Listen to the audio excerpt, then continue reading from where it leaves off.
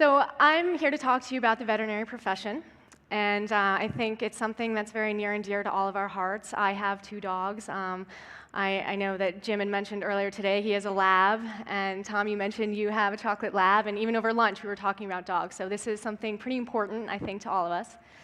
But in the United States, we typically think of veterinary medicine as preventive and emergency care for our dogs, cats, and horses, and this is very valuable to us.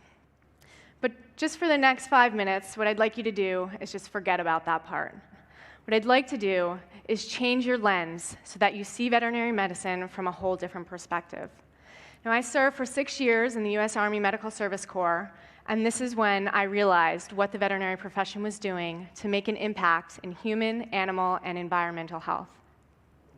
So this slide, as you can see, the star represents the veterinary profession, and here are some of the ways that veterinarians do make an impact, which lesser known, we don't usually think about. So according to the Food and Agricultural Organization, part of the UN, they did a study that looks at extreme poverty. They have about 1.4 billion people that fall into the category of extreme poverty. Out of that 1.4 billion, 1 billion are dependent or somehow living around the agriculture profession. And out of that, 0.5 billion are involved with livestock. So this is pretty important. When we look at the UN Millennium Goals, which are outlined in this chart on the left-hand side, where Ban Ki-moon has placed some of the most important factors that they look at, I've come up with some of the ideas that I have where the veterinary profession can make a big impact in helping reduce the poverty and malnutrition globally. The healthy animals equation here, obviously veterinarians are involved with healthy animals. So what this means is you increase the work that each animal can produce. So for some people, animals are their tractors. They're what's tilling the land. You increase the amount of product that each animal will make. So the amount of cheese, the amount of milk, the amount of meat. So this is very important in rural areas. And then, looking at the other side of the equation, what you're minusing out, the more productive each animal is, the less land usage that you need for getting the same amount of product. As well as looking at transmissible diseases, which a lot of times we think of as big deals for avian influenza, swine flu, tuberculosis. These are just a few of them. So I'd like to quickly talk about some of my experiences, which has helped develop my passion for veterinary medicine under this lens. This is a photo of me working in Cambodia, where this animal, this water buffalo, this is the tractor for the family. And simple measures such as deworming allows this animal to put on weight, work longer, live longer, and there's a reason it's called livestock, if you think about it.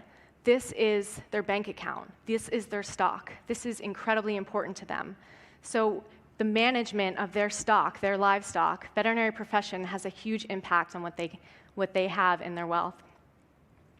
Another example, quickly, is in China, a school milk program. I worked with some dairies in China, and they have this program for rural children to provide milk during their school program. So this allows children to get, for some of them, their only meal of the day.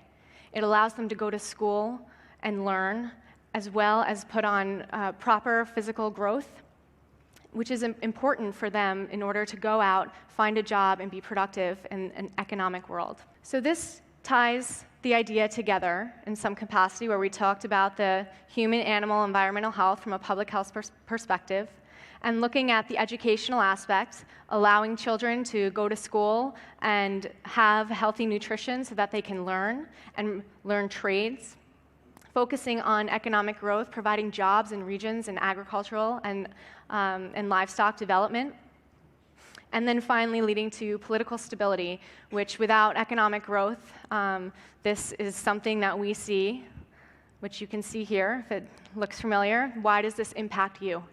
So take a look at these headlines and rethink what's currently happening in the world today. And as future business leaders, I challenge you that the next time you bring your pet to the veterinarian, think about the global impact that veterinarians are having in public health, economic, and political stability. Thank you.